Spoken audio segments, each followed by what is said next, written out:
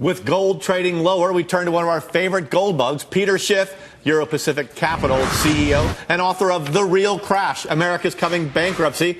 Peter, all of this coming ahead of Friday's big June jobs report. What do you think the number will be on Friday, good or bad? And then what happens as a result? Well, I don't expect a good number. I know that employment opportunities continue to be diminished in the United States. And I think now that the Supreme Court has rubber stamped what should have been an unconstitutional mandate, now that employers know that there's a real reason not to have 50 employees. In fact, if you've got more than 50 employees, you should start thinking about who you can lay off, because everybody will benefit now from working at a small company, because people no longer have to buy health insurance in this country, particularly if you're healthy, because you can just pay this little penalty and you'll have just the same coverage. So I think we're going to continue to lose jobs, and we never had a real recovery anyway. But, of course, gold is also benefiting from European demand. Now that Merkel is caved, we're going to have more inflation in the Eurozone, so the Europeans now have more reason to buy gold. So gold's going to go higher, I think.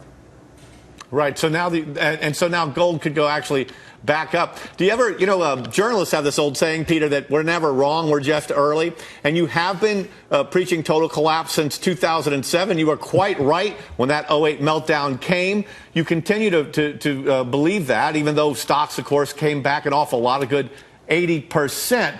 Now, though, gold has been way down. The dollar is up. Is that frustrating to you? I'm shocked that the dollar could even be up when the U.S. government is swamped in debt. It's not frustrating. And first of all, the market has come back, but not in terms of gold. The stock market is lower today in terms of gold than it was before the financial collapse. So the real value of stocks continues to go down. Yeah, we're printing a lot of money, but that doesn't mean anything. Look at the price of commodities, the price of energy we're talking about. The dollar is being debased, and this is a process.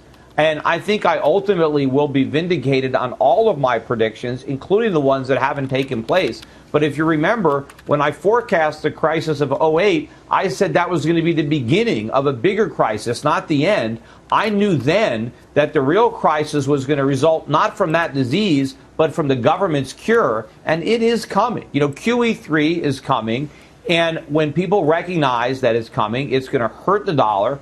And, eventually the Fed will not be able to keep interest rates at zero.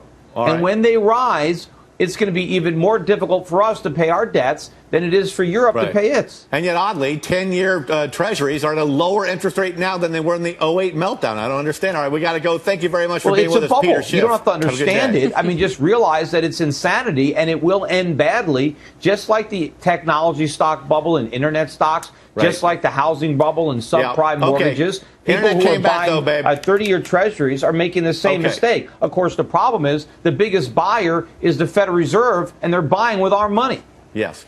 Agreed, sir. Thank you very much, Peter Schiff. Appreciate you being with us. Thanks, Dennis.